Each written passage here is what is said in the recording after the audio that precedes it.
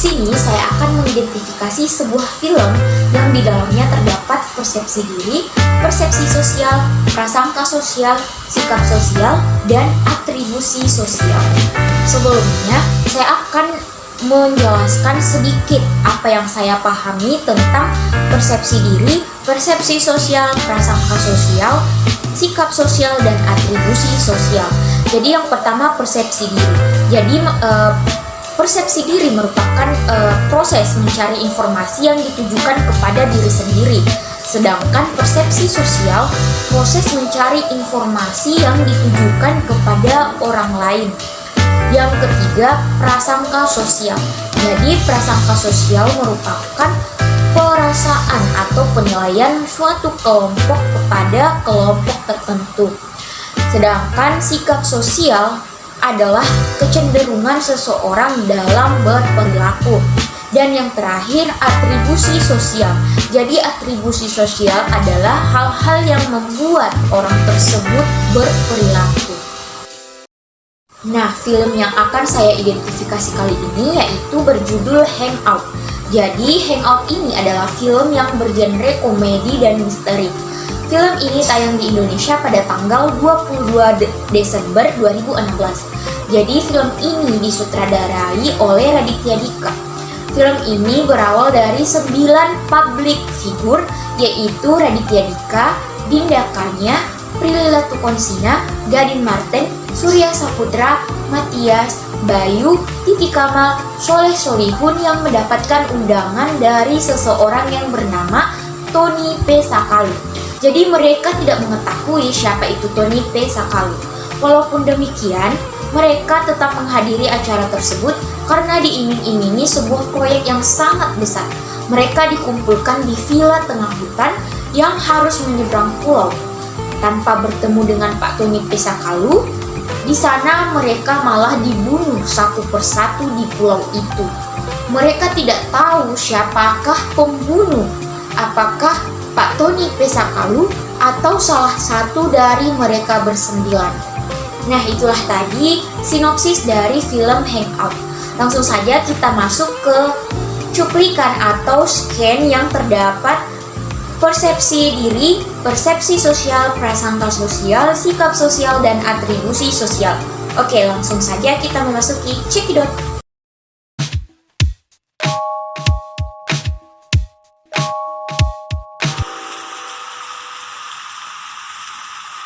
Nama gue Raditya Dika, dan jika kalian menemukan rekaman ini, berarti gue udah mati terbunuh oleh Soleh Solihun.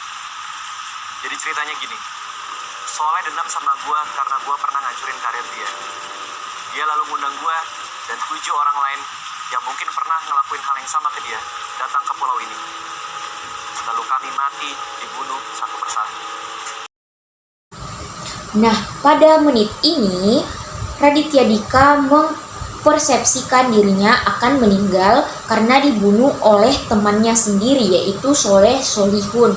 Dia mengatakan bahwa Soleh, temannya, mempunyai dendam karena Raditya Dika mengaku pernah menghancurkan karirnya. Lalu Raditya sengaja diundang dan 7 orang lainnya yang mungkin pernah melakukan hal yang sama untuk datang ke pulau tersebut, lalu mereka dibunuh satu persatu.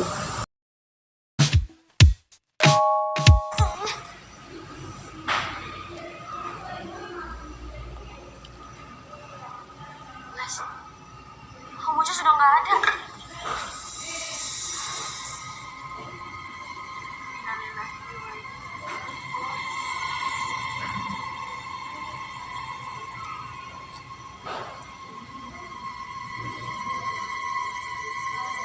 Kita pulang. Kalau kayak begini kan kita nggak bisa diem dong. Sebentar. Kita pikirin dulu ini semua pakai kepala dingin. Ya, ngapain kita pulang cuma gara-gara Om Ucus kena serangan jantung? Memang kamu Udah jelas-jelas Om Ucus diracun. Lihat nggak ada busanya. Dari tadi dia juga baik-baik aja. Nah, tadi itu merupakan cuplikan dari persepsi sosial. Jadi, awalnya semua berjalan dengan lancar.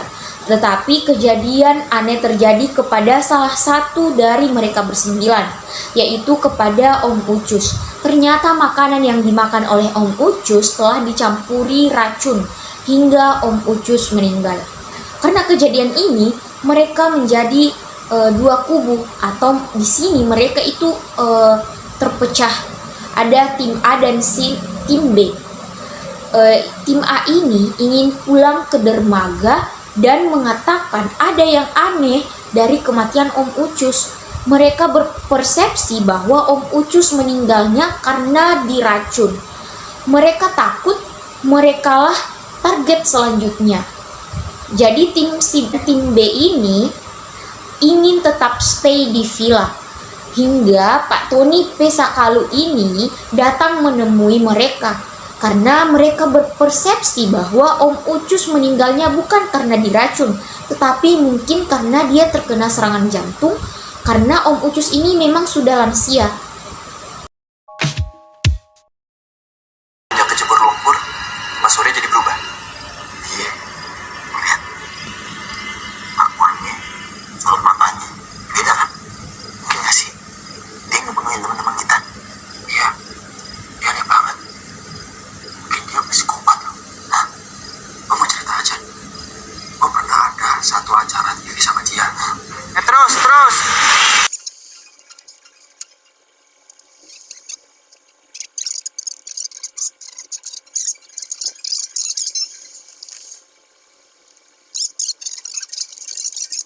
Kemana?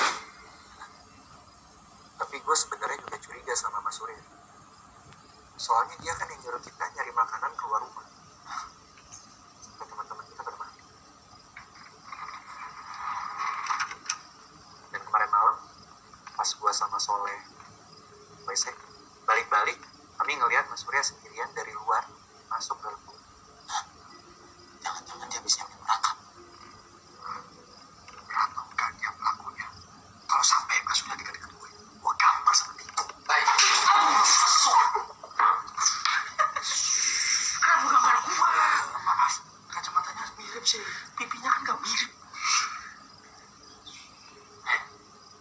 Surya kenapa ya? Kayak orang gila.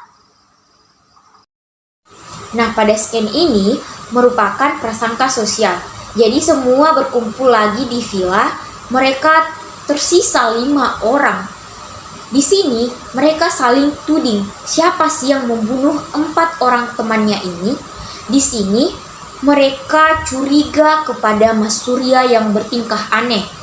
Dan mereka berprasangka kepada Mas Surya dialah yang membunuh teman-temannya. Di antaranya mengatakan Om Surya merupakan psikopat. Dan di antaranya mengatakan setuju. Dan berprasangka yang sama karena Mas Suryalah yang menyuruh semua teman-temannya untuk mencari makanan di tengah hutan. Alhasil teman-temannya tewas akibat mencari makanan di tengah hutan. Dan Raditya Dika dan Soleh Solihun pernah mendapati Mas Surya saat pulang dari toilet. Mereka melihat Mas Surya sendiri dari luar masuk ke dalam villa di tengah malam. Lalu Gading Marten pun berprasangka bahwa pasti Mas Surya habis menyiapkan perangkapnya. Patukon.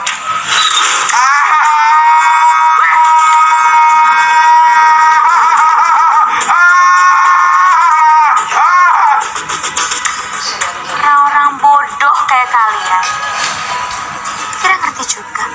Prilly! Pril! Kok masih hidup? Gue palsuin. Lo yang bunuhin teman-teman kita ya? Kalau iya kenapa? Lari! Gimana lo bisa lari? Ini ada nempel di sini! Nah, cuplikan tadi merupakan sikap sosial. Jadi pada scan ini tersisa 2 orang yang masih hidup, yaitu Raditya Dika dan Soleh Solihun. Nah, di sini tiba-tiba Prilly datang. Keduanya pun terkejut. Ternyata Prilly datang untuk membunuh kedua orang yang tersisa. Nah, sikap Prilly ini sangat tega membunuh teman-temannya. Ternyata selama ini yang melakukan pembunuhan di pulau itu yaitu Prilly. Di awal film, Si Prilly ini dikatakan sudah meninggal karena terjatuh ke dalam jurang. Namun ternyata Prilly belum meninggal. Prilly lantas memalsukan kematiannya karena ingin menghabisi ke-8 teman. Semua berawal dari kawinan Om Ucus.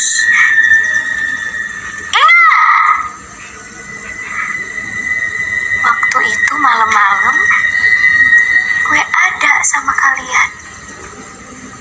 Kita duduk satu meja. Kita makan. Kita ngobrol. Kita ketawa.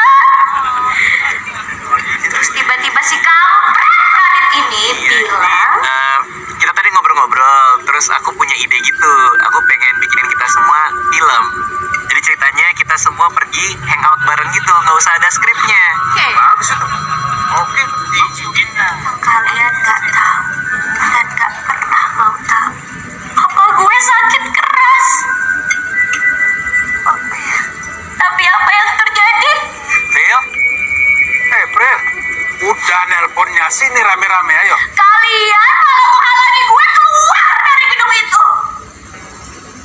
Dan semuanya terlambat. Pas gue sampai rumah sakit, apa gue meninggal? Nah, cuplikan tadi merupakan atribusi sosial. Di scan ini tersisa Raditya Dika dan Soleh Solihun yang masih hidup. Prilly pun bercerita dan berkata, ini bermula ketika kawinan Om Ucus. Semua berkumpul di satu meja. Prilly mendapatkan kabar bahwa ayahnya sedang sakit.